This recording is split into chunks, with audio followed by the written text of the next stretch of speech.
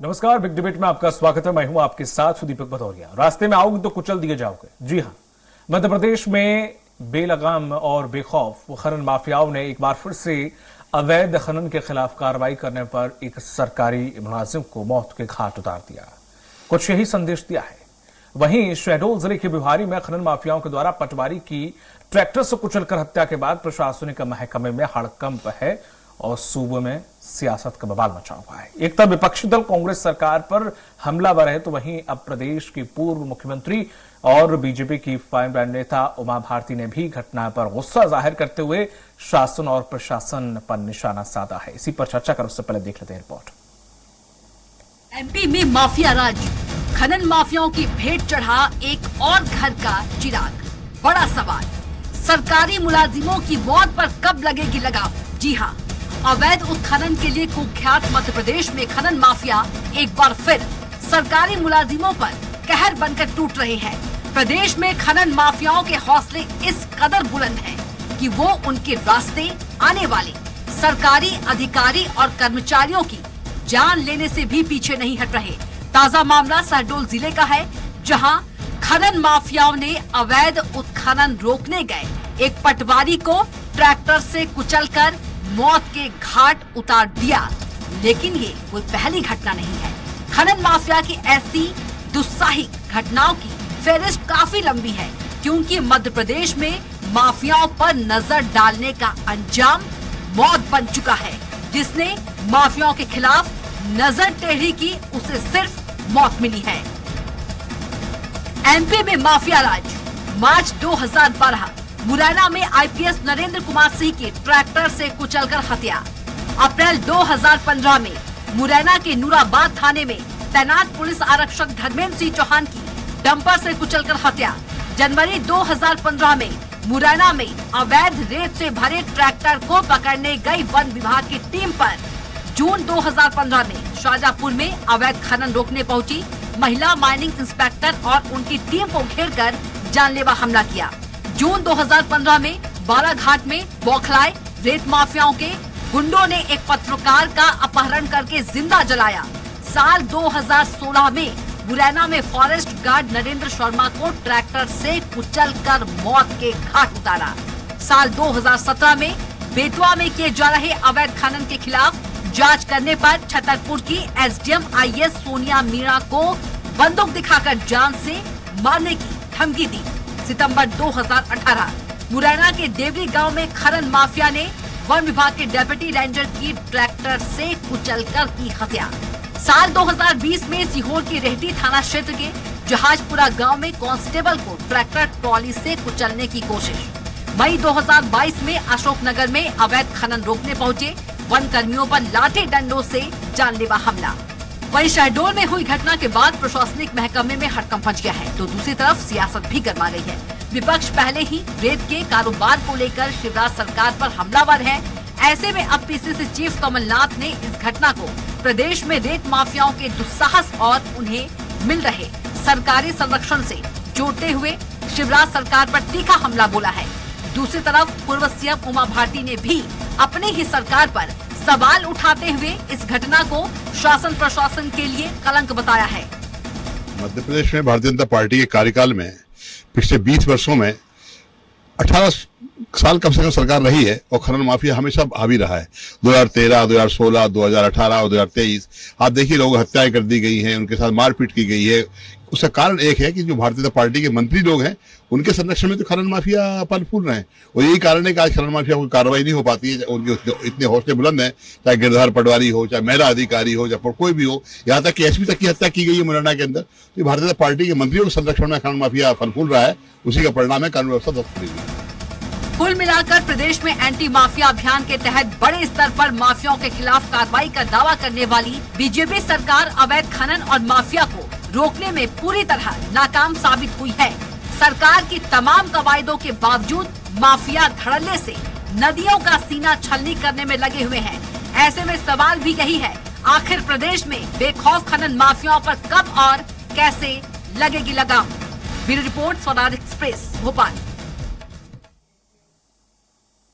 और इसी मुद्दे पर चर्चा करने के लिए खास मेहमान हमारे साथ जुड़े हुए हैं गोविंद मालू जी हैं, बीजेपी प्रवक्ता। गोविंद जी, आपका बहुत बहुत स्वागत है। वहीं अवनीश बुंदेला जी हैं, कांग्रेस प्रवक्ता। अवनीश जी, आपका भी बहुत बहुत स्वागत है। वहीं राम मोहन चौकसी जी हैं, जो कि वरिष्ठ पत्रकार हैं, वो भी हमारे साथ जुड़े हुए हैं। सर, आपका बहुत बहुत स्वागत है। जिस तरह से गोविंद सर, अगर देखा जाए लगातार शायद ही कोई ऐसी साल गई हो जिसमें कोई बड़ी घटना इस तरह की नहीं घटी हो। क्या वजह है कि हम इन पर लगाम नहीं लगा पा रहे हैं? केस तो दर्ज होते हैं, उसके बावजूद भी इन पर अंकुश नहीं लग पाता। हम बात करते हैं कि माफियाओं को गाड़ देंगे, माफियाओं को खत्म कर देंगे या यहाँ छोड़ के चले जाएं, हम ऐसी बातें तो करते हैं, फिर वो इच्छा शक्ति कहाँ चली जाती है कि जब इस प्रकार की वो घटना देते हैं या करते हैं तब हम फिर से जागते हैं कि नहीं, अब माफियाओं को नहीं छोड़ेंगे हम। माफियाओं को नहीं छोड़ना ये सरकार की इच्छा शक्ति का परिणाम है और इसीलिए उस पर कार्रवाई और गिरफ्तारी भी हुई। इसके पहले भी जो घटनाएं हुई है उनमें सख्ती से कार्रवाई की गई, किसी को कोई संरक्षण नहीं दिया गया, किसी को कोई छोड़ा नहीं गया, कोई कोताही नहीं बरती गई। देखिए, ये समाज जीवन में कई सारे चोरी भी होती है, डाका भी डलता है या और कुछ भी घटनाएं होती है, तो घटनाएं किसी को कह के दुर्घटना है, सुघटना तो है नहीं, कोई कह के नहीं आती। लेकिन उसके बाद सरकार का संरक्षण यदि किसी को और सरकार कार्रवाई न करे तो दोषी माना जा सकता है। अभी जो जब से हमारी सरकार आई 2020 से और अभी तक, उसमें आप कोविड का काल भी में तो कुछ हुआ नहीं, लेकिन उसके बाद के काल मतलब कुल मिला के 1.5-2 साल जमा में 64,000 कार्रवाइयां हुई, 250 करोड़ से ज्यादा की हमने शास्ति लगाई, पेनल्टी लगाई और कई सारे हाईवा और ये डंपर और इनको जब्त भी किए, वो आज सड़ रहे हैं। तो ये देखिए, सरकार काम करती है, सरकार कार्रवाई करती है, अधिकारी कार्रवाई करती है, जैसे संज्ञान में आता है उस पर कार्रवाई की जाती है और ऐसी घटनाओं को बहुत गंभीरता से लिया जाता है सरकार द्वारा। उनको पूरी तरह से उन पर कड़ी कानूनी कार्रवाई की जाती है, कानून के तहत जो सख्त से सख्त दंड दिया जा सकता है वो दिया जाता है। इसलिए ये घटनाएं दुर्घटना है, इसकी हम निंदा करते हैं और जो कार्रवाई की गई है सरकार ने और गिरफ्तारियां की है वो सरकार की जो इच्छा शक्ति और सरकार की तत्परता का परिणाम है। ठीक है, बाकी सब अच्छी बात लगी सर आपकी, लेकिन थोड़ा सा एक चीज थोड़ा सा अजीब लगी। अब जैसे कि आपने कहा कि कार्रवाई तो हुई है, अब घटनाएं तो बोल के थोड़ी ना होती हैं, जैसे आपने जिक्र किया। तो अब जैसे कोई आतंकवादी है तो आतंकवादी यहाँ आके 10 लोगों को मार दे तो हम बोले हमने मारा तो सही, मार तो दिया हमने उनको, तो लगातार घटनाएं बढ़ने दें हम क्या? आतंकवादी को घटना इस प्रकार से उन्हें फलने फूलने देगा? सर ये माफिया, ये रेत माफिया सर ऐसा है सर, रेत माफिया आप भी जानते हैं ये कोई पहला प्रकरण भी नहीं है और ये कोई रेत माफिया कोई नई कोई कैटेगरी होगी भी नहीं है। ये बहुत पुराने और सबको पता है कि ये बहुत बड़ा, ये पूरी हायरार्की चली आ रही है, इसमें सबका बंधा हुआ रहता है ऊपर से नीचे तक, इस प्रकार की सबको पता है ये चीजें। लेकिन उसके बावजूद भी हम ये अंकुश क्यों कहां पे नहीं लगा पाते? माफियाओं की बात करते हैं, अंकुश नहीं लगाते तो इतनी कार्रवाई कहां से होती? अंकुश ही नहीं लगाते तो इतनी जब्ती होकर उन पर दंड लगकर 250 करोड़ रुपए वसूल कहां से होते 1.5-2 साल में? और 64,000 लोगों पे कार्रवाई कैसे होती? अगर कार्रवाई होती 64,000 प्रकरण तो बने, इनकी हिम्मत हो जाती सर? ऐसे कार्रवाई नहीं होती, ऐसा नहीं कार्रवाई नहीं होती है कि वो एसडीएम को भी नहीं छोड़ रहे, वो एसपी को नहीं छोड़ रहे, पटवारी को भी नहीं छोड़ रहे, डिप्टी रेंजर को भी नहीं छोड़ रहे, वो किसी को छोड़ ही नहीं रहे। देखिए, ये मैंने कहा ना, माफियाओं का, असामाजिक तत्वों का लगाम लगाना कानून व्यवस्था के तहत सरकार का काम है, वो कर रही है। लेकिन ये वो कादित कर, इसको हम क्या कहेंगे? इस पर हम कार्रवाई कर सकते हैं, कानून व्यवस्था के तहत उनको बंदी बना सकते हैं, उन पर कड़ी से कड़ी कार्रवाई की जा सकती है। मैंने कहा ना, दुर्घटना और सुघटना थोड़ी होती है, दुर्घटना होती है। और जब ये रेत तो खनन होता ही है, रेत खनन नहीं होगा ऐसा तो हाँ, जो अवैध परिवहन है उस पर निगरानी की जाती है, तभी कार्रवाई होती है। और इसमें कोई ज्यादा कोई ऐसे माफिया लोग आ जाते हैं और वो कोई कृत्य करते हैं तो उस पर सरकार कोई उनको छोड़ती नहीं है और उनको किसी भी रूप में किसी तरह का संरक्षण नहीं मिलता है, न कार्रवाई में कोई कोताही बरती जाती है। ठीक है अवनीश जी, जिस तरह से वो बोल रहे हैं कि कार्रवाई हुई है और होती है और आगे भी अगर कुछ ऐसा मामला फिर से आता है तो फिर से कार्रवाई करेंगे और जो भी आरोपी हैं वो बख्शे नहीं जाएंगे, वो जेल में जाएंगे।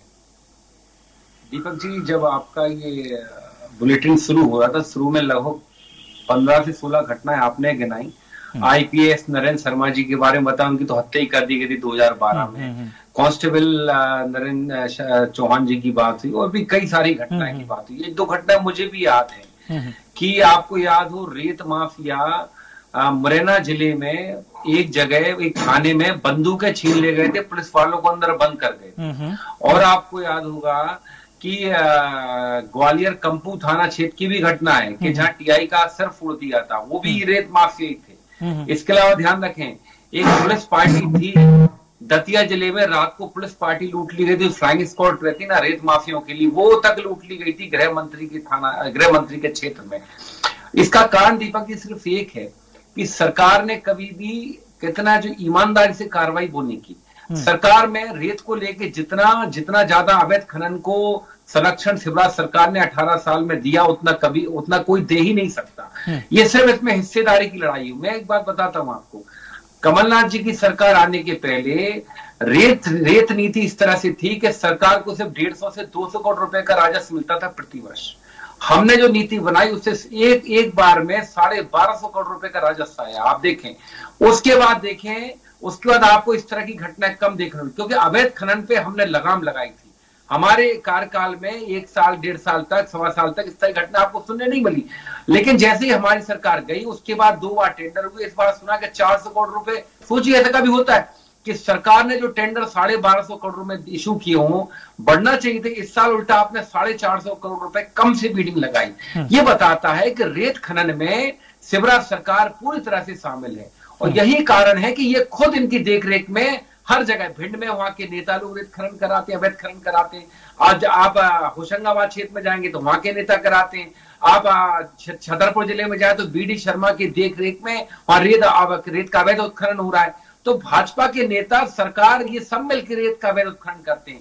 इसलिए आप देखें इस तरह की घटनाएं होती हैं। और सबसे बड़ी बात, जिस प्रदेश का गृह मंत्री दीपिका पादुकोण की बिकनी के कलर में ज्यादा रुचि रखता हो, हेलीकॉप्टर हवाई जहाज पर स्टंट में ज्यादा रुचि रखता हो, और जो खुद एक व्यक्ति से फोन पर लाइसेंस बनाने के बदले कहते ना अश्लील बातें कर रहा हो कि लाइसेंस बना के तुझे कहां लड़कियां पटाने जाना है, तो साहब उस प्रदेश का यही बेड़ा गर्क होना है। क्योंकि जब आपका गृह मंत्री इस तरह की निकृष्ट बातें करता है, आपका गृह मंत्री कभी अपने विभाग पर ध्यान नहीं देता है, तो यही स्थिति आने वाली है। और ये स्थिति मध्य प्रदेश में है भी। मतलब मैं कहूं, कानून व्यवस्था की बात में कहूं, आज तक के इतिहास के सबसे असफल कोई गृह मंत्री हुए हैं तो नरोत्तम मिश्रा जी हुए हैं। और उसमें मैं कहूंगा सबसे बड़ा हाथ शिवराज सिंह चौहान जी का है। या तो शिवराज जी उनसे डरते हैं या शिवराज जी का उनको संरक्षण। अवनीश जी, जब आपकी सरकार थी तो शायद गोविंद सिंह जी ने इस मामले में एक बार पूरा मामला उठाया था और अपनी सरकार पर आरोप लगाया था कि वह भिंड मुरैना में देखिए, अगर मैं सही हूं तो दीपक जी एक बात समझे, अगर गोविंद सिंह जी ने बात कही है तो 2012 की जो आईपीएस नरेंद्र शर्मा की घटना थी, वो क्या कांग्रेस कार्यकाल की हो जाएगी? गोविंद सिंह जी ने क्या कहा, नहीं कहा, वो छोड़िए आप। गोविंद सिंह जी ने, मैं तो साफ कह रहा हूं, जिम्मेदारी से कह रहा हूं, गोविंद सिंह जी का निजी बयान है, नहीं है कांग्रेस पार्टी का बयान। वो गोविंद सिंह जी की निजी बात हो सकती है। लेकिन मुझे बताएं, नरेंद्र शर्मा जी की हत्या 2012 में हुई तो क्या सरकार शिवराज की नहीं थी? उसके बाद आप देखें नरेंद्र सिंह चौहान की हत्या जो हुई वो 2014 में थी, तो क्या उस समय शिवराज सरकार नहीं देखी? अगर हम हर तर्क का कुतर्क करेंगे ना दीपक भाई, तो कभी सॉल्यूशन नहीं आएगा। तर्क नहीं, मेरा सवाल था, आपने कहा कि जब तक हमारे 15 महीने की जब तक सरकार रही तब तक कोई ऐसी खबर नहीं आई उत्खनन की, मैं उस पर जिक्र कर रहा था। देखिए दीपक जी, कई बार क्या होता है, कई बार राजनीति में क्या होता है कि आप बयान देने जाते हैं कुछ, और कुछ का कुछ अर्थ का अनर्थ भी हो जाता है। ठीक है। गोविंद सिंह जी ने तो बाकायदा एक मिशन चलाया था, पैदल यात्रा की थी अवैध खनन रोकने के लिए। क्योंकि इतने सालों से जो अवैध खनन चल रहा था, उन्होंने उसके लिए काम किया था, उसके लिए। और हो सकता है कहीं कोई बात सुनने में कुछ हो जाती है, तो ये बात भी है साहब। हम तो साफ कहते हैं कि ये जो घटनाएं आपने गिनाई हैं, कुछ घटना दीपक जी मैंने भी आपके जहन में लाई है आपके चैनल के माध्यम से, क्या वो घटनाएं झूठी हैं? आप बताएं, निरंतर उन घटनाओं के दौरान कौन किसकी सरकार थी? आप बता दें, 15 महीने की सरकार में एक घटना बता दो जैसी हुई हो। हमने तो रेत नीति बनाकर आपका राजस्व बढ़ाया, आपको वो नीति पसंद ही नहीं आई। आपने रायसेन नहीं चलने दिया, आपने भिंड नहीं चलने दिया, आपने होशंगाबाद नहीं चलने दिया। क्यों? क्योंकि यहीं से अवैध उत्खनन सबसे ज्यादा होता है, यहीं से शिवराज सरकार को भाजपा के नेताओं के घर भरे जाते हैं।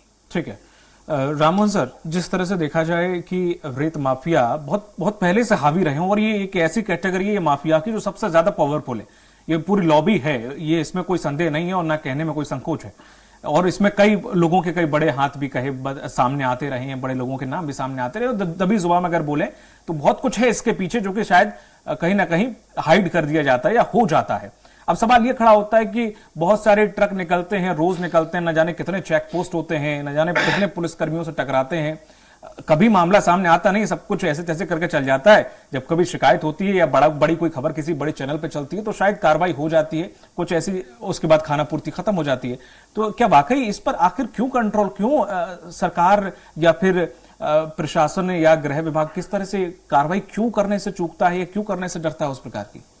देखिए भदौरिया जी, मेरा मानना यह है कि इसमें यदि हम राजनीति को छोड़ दिए जाए, ठीक है, तो कोई भी राजनीतिक दल के नेता जो है ना वो दूध के धुले नहीं है। पहली बात, इसमें सभी लोग इस पाप की गंगा में डुबकी लगा रहे हैं, नंबर एक।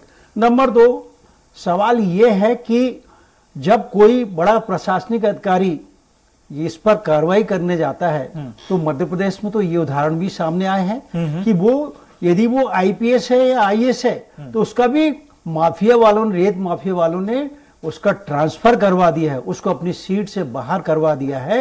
ये मध्य प्रदेश में इसके उदाहरण है, जीवंत उदाहरण है। और इसका सबसे ज्यादा दुखद पहलू यह है कि जैसा कि अभी आपने बताया, जैसे कि आज अखबारों में प्रकाशित हुआ है, 1 दर्जन से ज्यादा दुर्दांत घटनाएं इसमें हुई हैं, जिसमें वो, और सबसे ज्यादा उसमें गंभीर बात जो है वो एक आईपीएस की उसमें मौत हुई है। उस आईपीएस की मौत के बाद उनकी पत्नी जो प्रशासनिक सेवा में थी, भारतीय प्रशासनिक सेवा में थी और प्रोफेशनल पीरियड में भोपाल में थी, उन्होंने शिवराज सिंह जी से चिट्ठी लिख के ये निवेदन किया कि मुझे मध्य प्रदेश से दूसरे राज्य के कैडर में ट्रांसफर कर दिया जाए, और उन्हें ट्रांसफर किया गया। ये बहुत ज्यादा दुखद और गंभीर बात है। अब बात आती है इस पर कि हम ये कह रहे हैं कि रेत माफिया का खनन कोई ऐसा तो है ही नहीं कि कोई गली में छुप के कोई कर रहा हो।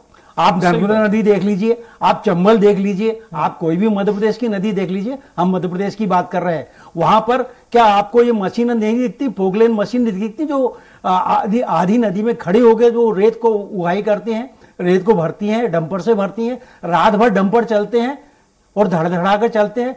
कोई खुदा ना खास्ता कोई एक छोटा सा कर्मचारी यदि रोकने की कोशिश करता है, वो वन विभाग का हो सकता है, वो राजस्व का हो सकता है, किसी भी विभाग का हो सकता है, उसे कुचल दिया जाता है, उसे मार दिया जाता है। इससे ज्यादा शर्मनाक कोई बात नहीं है। बात कांग्रेस और भाजपा सरकार की बिल्कुल नहीं है, ये दोनों सरकार के राज में हुए हैं और ये खनन माफिया फल फूल रहा है। और इसका सीधा सीधा कारण यह है, इसमें तीनों तंत्र जुड़े हुए हैं, प्रशासनिक तंत्र भी जुड़ा हुआ है, राजनीतिक तंत्र भी जुड़ा हुआ है और वो माफिया खुद जुड़ा हुआ है। यहाँ पर इनके इतने पावरफुल लोग हैं कि यदि कोई इस पर कार्रवाई करने निकलता है तो उस आदमी को या तो मार डाल दिया जाता है या उसको उस जगह से उसको ट्रांसफर कर दिया जाता है। अब इसमें एक सवाल खड़ा होता है कि आप साल भर इसकी विधिवत कार्रवाई क्यों नहीं करते, आप इस बात की जांच क्यों नहीं करते। एक बार आपने यदि वहां से यदि उसकी वो ली है, रॉयल्टी ली है, तो उस रॉयल्टी पर 4-4 ट्रक, एक ही नंबर के 4 ट्रक कैसे निकल रहे हैं, कैसे उसकी जांच क्यों नहीं होती? सर मैं आपको रोकना चाहूंगा, हमारे साथ डीएस राय जुड़ गए हैं जो कि पूर्व कलेक्टर हैं। सर आपका स्वराज एक्सप्रेस में बहुत बहुत स्वागत है। डीएस राय सर, आप तक आवाज आ रही है? हेलो जी सर, आप तक आवाज आ रही है? हाँ, आवाज आ रही है सर। जिस तरह से जो पूरा मामला है, जो कि पटवारी को रेत माफियाओं के द्वारा कुचलने और उसे जान से मारने के बाद से जब ये मामला उठा है पूरा जी, तो इस पे कहीं ना कहीं ये सवाल खड़ा हो रहा है कि आखिर इस पे अंकुश क्यों नहीं? कौन सा विभाग ऐसा है या सरकार की इच्छा शक्ति की कमी है? क्या वजह है कि हम इन पर लगाम लगा नहीं पाते हैं? जब कोई घटना बड़ी घटती है तब हम सफाई देते हैं या फिर उस वक्त जो भी आरोपी होते हैं उन पर बहस महज कार्रवाई हो जाती है? हाँ, मैं बताऊं आपको सर, पिछले 15, 17, 18 साल से मध्य प्रदेश में कानून के राज में बहुत कमी आ गई है। मुरैना में एक एसपी को जी बिल्कुल या आईपीएस को ट्रैक्टर से कुचल दिया गया था बहुत साल पहले, आपको याद होगा। और आज तक नहीं मालूम पड़ा कि उसके मारने वालों का क्या हश्र हुआ, क्या उनसे सजा हुई। चाहे हमारे बुधनी हो, चाहे रायसेन हो, चाहे सीहोर हो, रेत का धंधा इतने जोरों से चल रहा है। इसमें सरकार जो है, सरकार की ने आंखें बंद कर रखी हैं और माफियाओं ने अपना राज कायम कर रखा है। इसमें पुलिस की भी मजबूरी है, पुलिस की भी भागीदारी है। और माइनिंग डिपार्टमेंट क्योंकि डरा हुआ है, माइनिंग इंस्पेक्टर क्या होता है, आजकल तो माइनिंग इंस्पेक्टर लड़कियां भी बनती है। उनकी क्या हिम्मत जो इन ट्रैक्टर वालों के सामने और ट्रक वालों के सामने ट्रक को रोक के दिखाएं। बेचारा पटवारी, भले ही वो फौजी था, परंतु पटवारी तो पटवारी होता है, उस समय तो पटवारी था। तो ये पूरा अनुशासनहीनता का, अनुशासन की कमी का, कानून के राज की कमी का, मिली भगत का, और रेत में इतनी इनकम है तो इनकम रेत के अलावा कहीं हो नहीं सकती। तो ये सब पूरी सरकार की कमजोरी है, सरकार के कुछ नेताओं की, सरकार का मतलब भारतीय जनता पार्टी, इनके नेताओं की और इनके मंत्रियों की मिली भगत है। नहीं तो हमारे अधिकारी इस संख्या में नहीं मारे जाते। कहीं तहसीलदार पे गाड़ी चढ़ा रहे हैं, कहीं पटवारी को कुचल रहे हैं, आईपीएस को ट्रैक्टर से गिरा के मार दिया, क्या मजाक बना रखा है। तो ये पूरी कमजोरी है, इस इच्छा शक्ति का भाव है।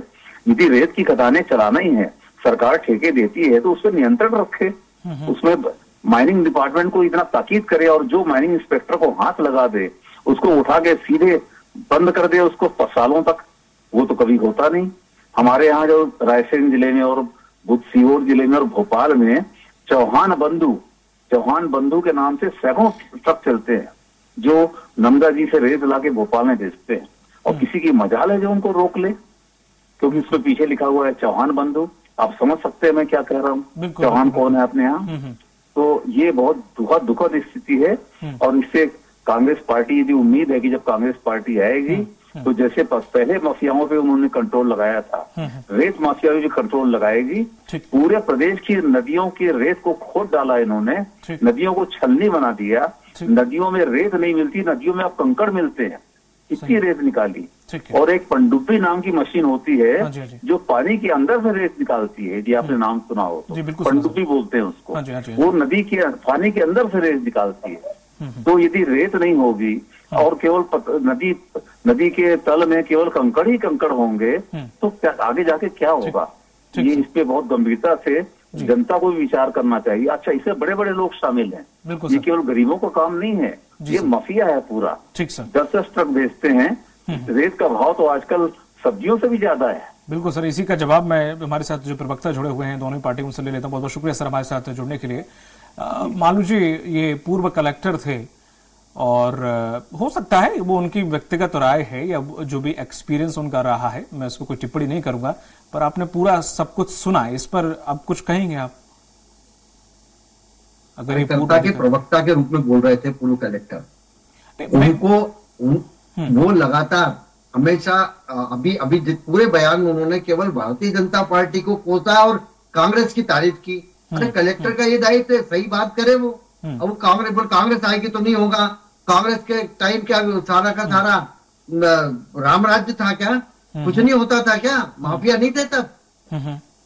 ये उनके तो मंत्री कह रहे थे कि दिग्विजय सिंह ब्लैक मार्केटिंग और माफियाओं के संरक्षण चाहता है। इससे बड़ा प्रमाण क्या है? डॉक्टर गोविंद सिंह बोले रेत माफिया के आगे हाथ टेक दिए, और ये कांग्रेस के प्रवक्ता बने बोल रहे हैं। और ये इसलिए बोल रहे हैं इनकी व्यक्तिगत खुन्नस के कारण। और अगर मान लो ये सब वो कह भी रहे तो विपक्ष क्या कर रहा था? उनको नहीं दिख रहा था कि उनका क्या दायित्व है। केवल आरोप लगाने से कुछ नहीं होता, पकड़ के बताओ। अगर कोई हिम्मत थी इनमें तो पकड़ के बताते। विपक्ष का क्या काम है? हम भी विपक्ष में थे तब हमने कई प्रकरण बताते।